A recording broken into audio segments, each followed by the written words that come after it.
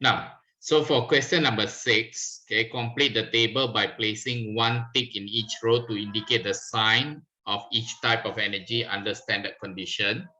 So here, okay, we can see the bond energy. You need to break bonds, okay, so always needs to be broken.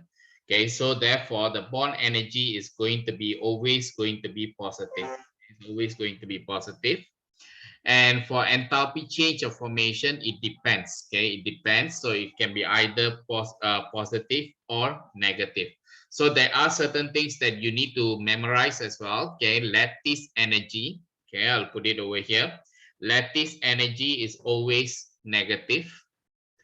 Hydration energy. Okay, hydration. Okay, enthalpy of hydration is always negative because forming of bonds.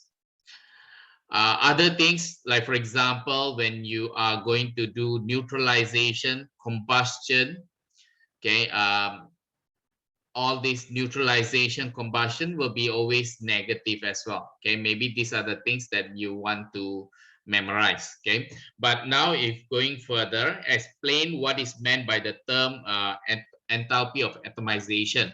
Enthalpy of atomization is when you are going to form 1 mole of gaseous atom, okay, from elements in its standard state. And you can see here, okay, this is one example of enthalpy change of atomization. You can see Br2 at standard state at 25 degrees Celsius, Br2 is going to be liquid.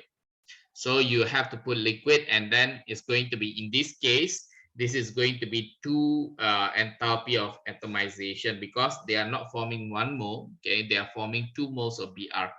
Okay, so it let's if I continue C. Okay, the overall reaction of atomization is given. Okay, and then we need to construct an energy cycle to represent this, and then use your cycle and then calculate the enthalpy change of vaporization. So you see what I did was I rewrote this, and I know that this is going to be 2 times of atomization.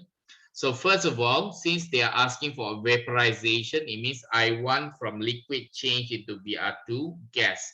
So this is enthalpy of vaporization. And I also need to convert the Br2 gas, okay, into atom, okay, which is going to be like I want to change the Br2 into atom, but again, it's going to be gas to gas. So it's not atomization, okay.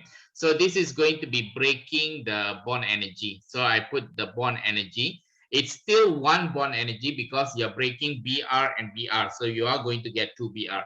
So when this one, I can get the data from the data booklet.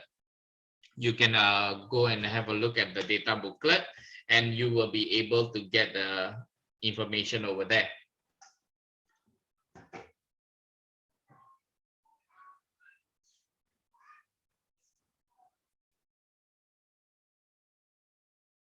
Okay, I'll continue again. Yeah. So you will be able to get the information over there. So 193.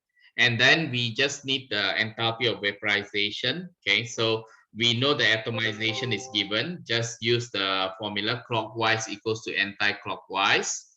Okay, just use the Hess's law. So I just put, okay, 2 times enthalpy of atomization is going to be enthalpy of vaporization plus bond energy. So once I get that, okay, I'm going to get the positive 31. Okay, this is quite easy to calculate. Now, suggest how the enthalpy of vaporization of iodine, okay, would compare to enthalpy change of bromine. Explain your answer. Okay, this one is quite simple. Vaporization, you are trying to break the bond between the molecules. So we are talking about intermolecular forces. Both of them are, okay, non-polar. Okay, so we need to tell, okay, which one is going to be greater. Okay, because I2 is bigger, okay, therefore enthalpy of vaporization of I2 is bigger than enthalpy of vaporization of Br2. Why?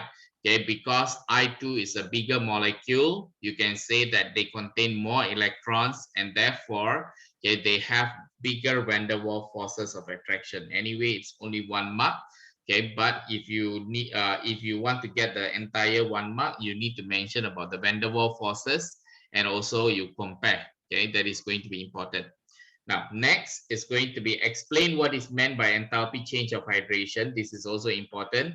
This is the energy change when the 1 mole of gaseous ion dissolve in excess water.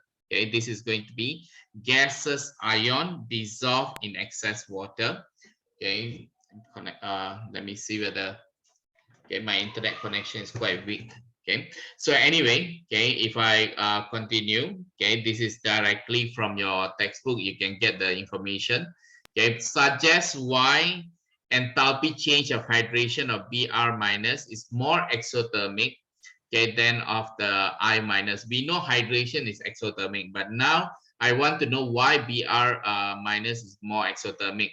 Okay, the reason why it is more exothermic is, okay, because the Br minus, okay, they are they are smaller, okay, and since this is going to be ion, so you just say Br minus has smaller ionic radii, and because it is smaller ionic radius, the attraction of the nucleus, okay, of the Br minus, they are going to be much more stronger, okay, to the water molecules. Okay, so they are going to be, since it's smaller, so there will be more formation of the bond. Okay, the bond that we are going to talk about is going to be, this is going to be ion, and this is going to be, they will have dipole. Water has dipole.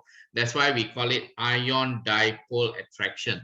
Okay, so it's not dipole dipole, it's ion dipole attraction. So the ion dipole attraction is going to be stronger because the Br minus is smaller. Okay, therefore, okay, it's more exothermic. Okay, if you put in comparison to I minus, okay, I minus is bigger. Okay, when I minus is bigger, okay, if you want to have the ion dipole, this is ion, so the ion dipole, this is delta negative, delta positive. I think in a better way, I think we should draw it in this way if they ask you to represent. So this is delta positive, this is delta negative, so this is dipole, and then the attraction between ion and the dipole is going to be weaker. Why? Because, okay, there is going to be a larger radius. Okay, the nucleus is further away. Okay, so therefore, okay, it's going to be much more, the attraction is not that good. Aneta is asking, can we say it's because of the charge density? Not really, because hydration, okay, involves about how well it can form the bond. Okay, so not related to charge density. It is more towards the distance, okay, of the dipole and the ion. Okay, so if the distance is greater, therefore the attraction is not going to be that strong. Okay, so if it depends, okay, if you have a smaller ion, then the attraction is going to be bigger. Okay, so the hydration energy is going to be more exothermic when they join together. Okay, so it depends on the radii, okay, ionic radii, so not related to the charge density. Okay, we are not looking into the charge density, it's more towards the distance. Okay, distance, whether they are going to be able to form better bonding, okay, between the dipoles of water. Okay, now if you move on, okay, number 7, okay, benzene can be converted into cyclohexane. Okay, so I wrote down, okay, this is benzene, and then this is cyclohexane. So it looks like all the double bond are broken. Now, this one, okay, when we learn about benzene, we didn't learn about this, but we have learned this under the reaction of alkene. Okay, so therefore they are asking us, for this reaction, name the reaction and identify the region and condition needed. Okay, see, even though we don't learn about this, okay, you need to know that, okay, if you have somehow, okay, like there are double bonds, but those are proven they are not double bonds. Okay, there is going to be a possibilities. I don't think so it was covered in the textbook, so we didn't learn about this. But since this is a 2019 paper, okay, please have a take note. Okay, benzene will undergo hydrogenation. Okay, hydrogenation, and the conditions, okay, are going to be the same as the one that is one that we memorized last time. Okay, I think for alkene the condition is going to be nickel catalyst 140 degrees Celsius. That was for alkene. Okay, so now it's almost the same. Okay, we are going to use hydrogen gas, nickel or platinum catalyst. Okay, so the condition they didn't give. Okay, but you can write down the condition if it is going to be 140 degrees, because we know that benzene, okay, they are kind of unreactive. Okay, so therefore I think better, even though you use the catalyst, I think better also include the 140 degrees. Okay, but they didn't give this in the marking key. Okay, so this is something that you want, maybe you want to take note. Yeah, we have learned under alkene. Now state the bond angles in benzene and cyclohexane. Now bond angle in benzene, because we need to we know that benzene are polar planar molecule. Okay, planar molecule means we only take the carbon bonded to 3 bonds, even though, okay, carbon normally supposed to have 4 bonds. Okay, one of the electron is delocalized, so it looks like 3 bonds. So for 3 bonding pair, it's going to be 120 degrees. Okay, so the bond angle in cyclohexane is going to be, cyclohexane, nobody said that it's going to be planar. Okay, this is non-planar because each of the carbon, they are bonded to 4, there are 4 bonds. So if they have 4 bonds, therefore they are going to have this 109.5 degrees arrangement. So that is going to be each of the carbon, they are going to be having this tetrahedral shape.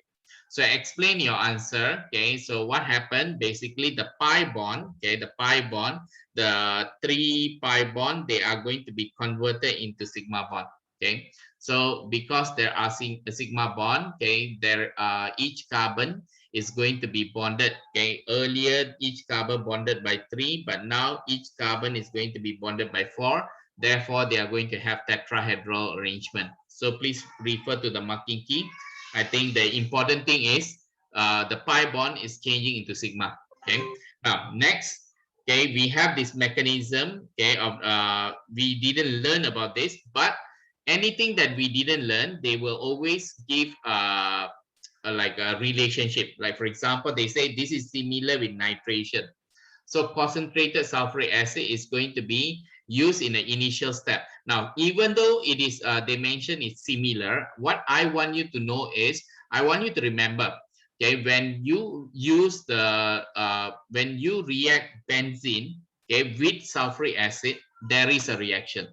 Okay, even though you didn't learn in your syllabus, because now from the past year paper, you can see that sulfuric acid, they do react with benzene. Okay, they do react with benzene, and it is similar to the reaction with nitration. Okay, similar to that. So you can see how they how the electrophiles are being generated. Okay, they have given you SO3. Okay, they are going to react with the H2SO4. Okay, and then after that you are going to get this. Okay, the the electrophile over here is this one. This is the electrophile. So you need to draw the mechanism. I think drawing the mechanism is quite easy. Okay, so the the arrow will be from the ring to SO3, and then you will have this H, and then from H the arrow will go inside. Okay, do remember this one, the smiley face with the plus. Okay, and then you are going to get this, and then don't forget to put H plus. I don't think so it's required, but I think it's required for this question. Okay, because the H plus, this is going to be you are going to have heterolytic fission happening over there, so there is going to be H plus there. So this H plus, they will join with this HSO4 minus that you have earlier, and this is going to generate the H2SO4. So this is how the catalyst is going to be reformed. Okay, so it means now the reaction that we are going to talk about is going to be, do remember, okay, even though we didn't learn, SO3 can react with benzene with the presence of H2SO4. Okay, so the catalyst is H2SO4. Okay, so this is something extra that I want you to remember. Okay, possible where they can ask you similar to this kind of reaction. Okay, just remember. Now the next question is going to be, you if you have this compound. Okay, so suddenly the C12 H25 is added to the ring. The moment it's added to the ring, you know that it's going to be alkylation. Okay, so regions and condition. Okay, so alkylation. So you need to have as like this is not acyl chloride. This is going to be, you need to have the halogenal alkane. Okay, halogenal alkane. Generally, maybe we can use the Cl. So what we need to do, you just take this one, you include the Cl, and then you need to have a catalyst. Therefore, I'm going to use AlCl3, and then you need to heat them up. Okay, so this is going to be Friedel-Crafts reaction, and the mechanism, okay, Friedel-Crafts reaction is going to be electrophilic substitution. Okay, electrophilic substitution, you're substituting. Okay, so next is going to be when concentrated sulfuric acid is added, dissociation is taking place in 2 stages. I think we learned about this, whether 2 stages, 3 stages. The first one, the dissociation is going to be way better compared to the second and the following. Okay, so the dissociation is going to be decreased. So here they say write the expression. So I wrote the expression, okay, of the reaction. So Ka2, I gave that. And then they say H2SO4 is a strong acid, okay? And then they say that HSO4 is a weaker acid. So suggest the magnitude. If they already give you the clue over there. So suggest the magnitude. The magnitude they say is strong. Then Ka is going to be bigger.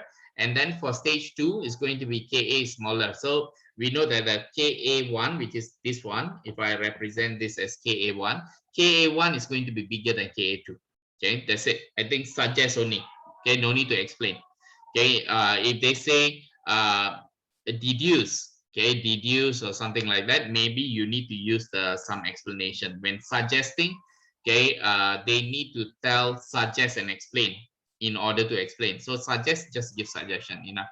Okay, now benzoic acid, okay, is a weak acid. Okay, the pH is given, so I'm very sure you know how to calculate the concentration of each plus. Okay, and then use the formula. Okay, this one is going to be, the assumption is the H plus, okay, and the ion that is going to be formed over here. This one and this one, they are going to be the same. So I'm just assuming this one is the same. So I will assume also the benzoic acid do not dissociate a lot. Okay, so apply the formula and then you will get the answer. Okay, Ka 6.34 times 10 negative 5. Okay, not a big deal. Okay, to apply. Okay, please, but you need to know about the formula. Okay, learn how to remember the formula. Okay, so number 8. Okay, this is what I want to discuss. Okay, if you need to go for your lunch, okay, please go. Okay, but if you want to stay here, okay, just stay. Okay, maybe I will take about less than 15 minutes for this. Okay, it is very important. Okay, so now for number 8, okay, the mass spectrum of compound X, okay, C5H10O2, okay, is recorded. And then it's a very interesting question because they say the peak of M and M plus 1. Okay, so the moment they say pick M and M plus 1, this is going to be M plus 1 is one of the carbon. Okay, in that sample must be carbon 13. And I told you not to memorize the formula, just use the relationship. Okay, the relationship is, okay, one of it is going to be carbon 13 and it is must be always 1.1%. So I just put the relationship 1.1% is one of the carbon from the sample. Okay, that's why it's 1.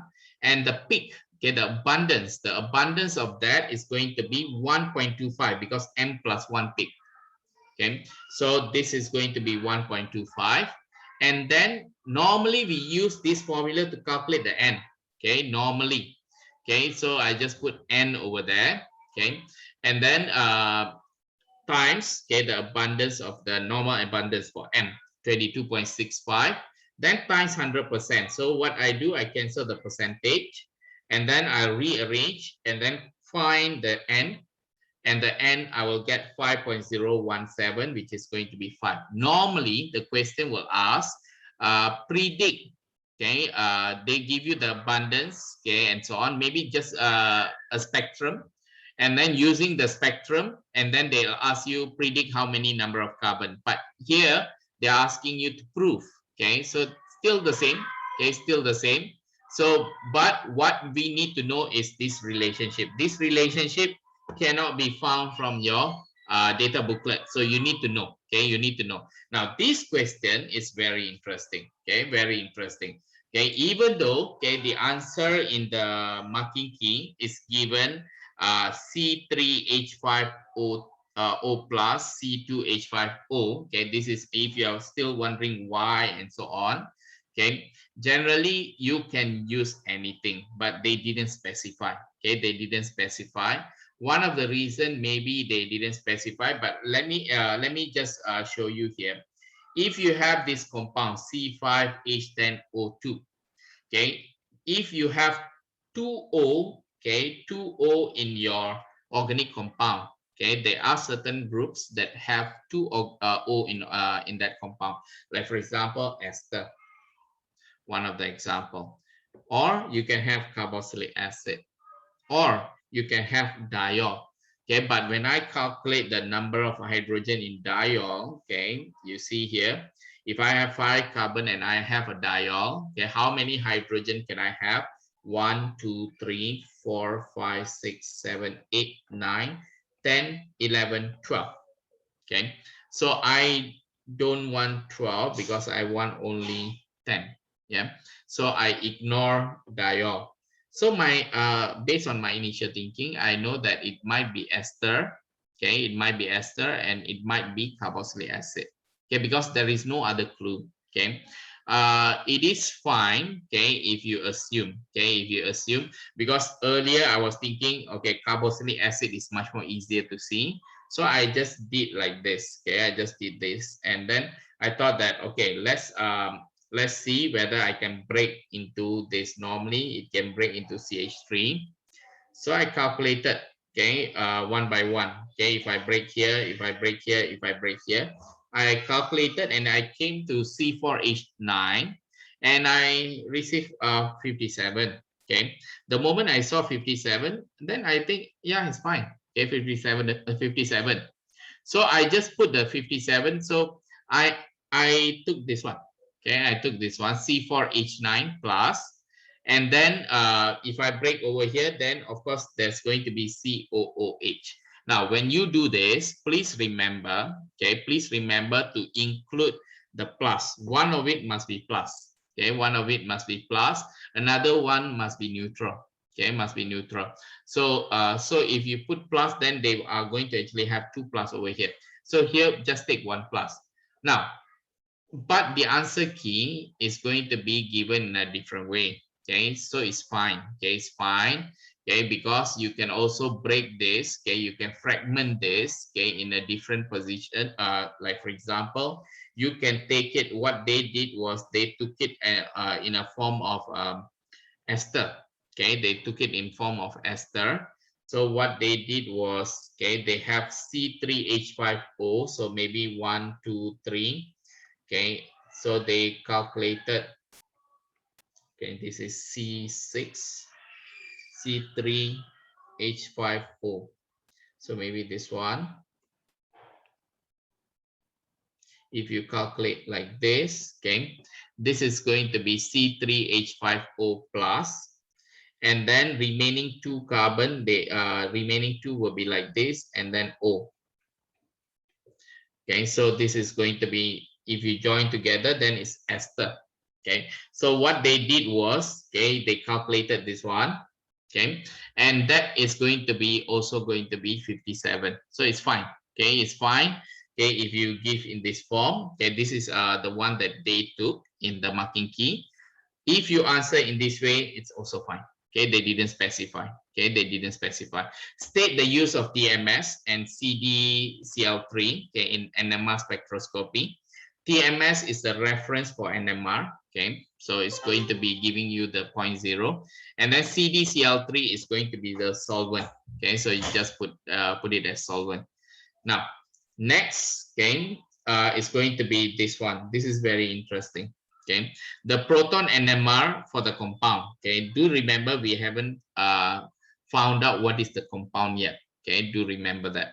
So here, okay, I think rather than just focusing, oh, I decided this is going to be ester, I decided this is carboxylic acid, which was my first mistake. Okay, I try to answer based on my assumption.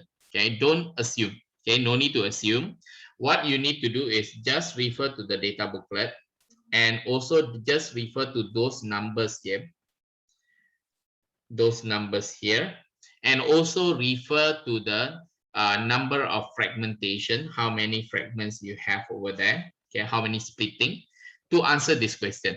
So here, when I look at my data booklet, okay, do remember we are looking into proton, okay, so don't go and look at the carbon, okay, so it's proton. So when you look over there, you will notice that, okay, at 2.2, okay, this is from data booklet, it is alkyl next to carbon double bond O. Okay, so it's an alkyl next to carbon double bond O. So if I have alkyl next to carbon double bond O, so I'll put like this, C double bond O, and it must be alkyl. Okay, so it can be alkyl, can be CH3, C2H5, and so on. Okay, so what I do is when I look at the 2.2 here, I notice that it is going to be only one peak, and with number 3. Okay, only one peak with number 3. So therefore, okay, this must be directly to CH3. Why? Because 3 same environment, okay, for the hydrogen, 3 same hydrogen environment, and this environment, the carbon next to it, there is no hydrogen. Okay, therefore, okay, there is no splitting. So I make the judgment that this is going to be CH3CO. Okay, I hope you understand how to make this judgment. Yeah. So here we do the same thing as well. Okay, 1.2 and 3.5. When I look at my data booklet, they say that 1.2 is alkane. Another one is 3.5. They say that it's going to be alkyl next to O. Okay, alkyl next to O. And then they didn't say alkyl next to carbon double bond O, it's alkyl next to O. Okay, now I know, okay, the 3.5, okay, 3.5 is going to be here. And then it's going to be alkyl next to O. Okay, so I draw, okay, C, and then alkyl next to O. So maybe I just put O here. And then alkyl next to O. Okay, what is going to be the alkyl? Okay, I need to see. But do remember there are 2. Okay, there are 2. So one of it, okay, because it's 2, okay, because it's 2 environments, so I just put 1H, okay. But there is a splitting, okay, and the splitting is going to be 4. It means the carbon next to it, this is no carbon. So there will be another carbon over there. Okay, there is another carbon over there, which has 3 hydrogen. Why? Because if you have 3 hydrogen environment, okay, then the splitting will be n plus 1. So 3 plus 1. So this one is going to be something related to this. Okay, and if I want to refer to 1.2 is alkane. Yeah, I can see it's alkane also. Okay, so this is going to give me the reason why I selected this one. So you just write down CH3, CH2O. Okay, that is going to be how you identify. Now, another one, okay, I never said it's going to be easy, okay, for those who have managed to figure out, okay, good for you, yeah, but for those who are still struggling, okay, please try to do this again and again, yeah. So you see here, okay, the last one is going to be the peak at 4. When I refer to my data booklet, okay, it is written alkyl next to O, again, alkyl next to O. It's not double bond O. Okay, so alkyl next to O. So I know, okay, so there will be O here. Okay, next to O. So I'm talking about, okay, maybe alkyl next to O. So I do not know how. Okay, so if I put it here, okay, what will be the possible, okay, possible answer? Okay, so here when I look at 4, okay, I notice that, okay, this is going to be 2 environment. Okay, there will be 2 environment. So the moment I see 2 environment, it means there must be C and then H and H. There's no other way. There is 2 environment. Okay, and then they also mentioned that, okay, they also mentioned that this is going to be a single peak. Now, if this is a single peak, okay, I cannot just simply leave my answer like that. Okay, why? If I leave my answer like that, then there will be another carbon there. Okay, another carbon. And then if there is another carbon, then that carbon might be connected to 3 hydrogen. Okay, so if it is 3 hydrogen, I will not get only one splitting, I might get 4. Okay, so how do you prevent that from happening? This one must be there. Okay, so that's why, okay, this one came over here. CO must be there. Okay, and then CH2O, so this is going to be the proton that they're talking about. Okay, that one we deduce. Now, when reacted, okay, with aqueous iodine, X produce yellow precipitate. So this one, triiodomethane reaction. So it must have CH3. Okay, it must have CH3. And then we know that, okay, based on what we have done, okay, you see carbon double bond and so on. Yeah, we have this. Okay, these are some of the things that I found out. Okay, I found out must have. Okay. So when I see this, okay, I try to relate. Okay, there is C double bond OCH3. So it must be at the end. Okay, it must be at the end. So I put it over there. And I'm still going to, I still need to figure out where I need to put the remaining 3 carbon because it's C5 here. So what I need to do, I need to refer. Okay, this one I already determined. Okay, but I still have the CH3, CH2O. And then I still need to include carbon double bond CH2O. So I need to figure out how am I going to put this, okay? How am I going to do this? Okay, but again, when I see the third, okay, prediction that I have the carbon double bond O, and then I have CH2 and O, okay? So what I can do, there is no C double bond O, new one, okay? So what I will do, I have carbon double bond O, I put the CH2 here. So it means I'm just basically using the third part over here. And the last one, okay, is the one that I include over here, the second part, which is going to be the CH3, CH2O, CH3, CH2O. So once you put them together, you are tying them together as this molecule. Okay, the molecule is going to be like what I've drawn over there. Okay, they have CH3, CH2O, CH2, C double bond O, and then CH3. So this is the molecule that we supposed to get, okay, based on our prediction. And this molecule is nowhere close, okay, to our previous prediction related to this. Nothing to do with this. Okay, that's why I say that you do not need to follow. Okay, no need to follow. Okay, no need to follow. Okay, you can have this in form of ester. You break in form of ester. You can break this. Okay, but again, we predicted it might be ester or carboxylic acid. But this one, you see, this is not even ester and not even carboxylic acid. This is going to be a combination, like it's like let me show you. This is going to be ketone. Okay, it's a ketone, and as well as ether. If they ask you predict the 2 functional group, okay, which they won't ask you to do, okay, because ether is not in our syllabus. But if they ask you predict the functional group or deduce the functional group, one is carbonyl group, okay, which is going to be ketone. One is ketone, but another one is not in your syllabus, which is ether, okay, which is going to be anything that has R and R like this is called ether. Okay, so it's a combination.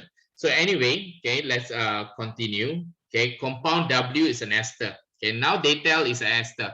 So when I look at it in form of ester, okay, I draw few examples of possible ester. So I came across, I think I can draw 4 examples of ester. Okay, when 4, I think even I draw another one, 5. Okay, I draw 5 example of ester.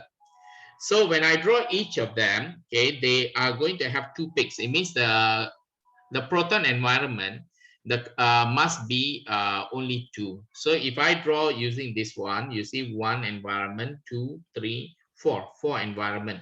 So if 4 environment, I'm not going to include this. This is not possible. How about if I have branch over here? So one environment, this is another one environment. So this is one environment. So both of them same environment. Okay, so 1, 2, 3. Okay, so still we are looking for 2. Not possible. I try different combination. Okay, you can try different combinations. So 1, 2, 3, 4. Okay, 4 environment cannot. I did try, okay, with some other combination as well. So I did try. So 1, 2, same. So 1, 2, 3, 3 environments still cannot. So the only way, okay, normally when we approach ester, we say R, C, double bond O, O, R. But take note, okay, this R, this part can be, because normally we put carboxylic acid like this, okay, carboxylic acid is this one. So if I cannot put this as H, okay, but this R group, you can put it as H, like what I did over here. Okay, you can put it as H over there. When I put that as H, this is still ester, okay, and I want to get 2. So if I continue to just put another C over here, it doesn't make sense. So what I did, I tried to put more of them together. Like when I put them together, I have CH3, 3 CH3 group, and each of them, they have the same proton environment. Okay, guys, I know it's getting late. Yeah, just let me finish this. Yeah, so once you have that, okay, this is going to be, you are going to have one environment, okay, and then another environment, 2 environment, okay, 2 environment, and then the ratio, you see, they have 3, 3, 3, so 9 to 1, okay, which is going to be the same. So this is going to be the one that we are looking for. So suggest the structure. Okay, this is the structure that I will suggest. And then explain what is meant by chiral center. Yeah, must have 4 different groups attached. The carbon must have 4 different groups attached, and suggest structure V. Okay, they say chiral center, right? Okay, and then carboxylic acid. So I put 1 carboxylic acid. This must be chiral carbon. So I try with some combination H and then CH3. So I need to have some more combination. So I tried 2. Okay, so you see everything is going to be total 5 carbon. Everything will be balanced. So this is going to be the structure for V. So that's the structure. Okay, total mark 11. Okay, done. Okay, so sorry for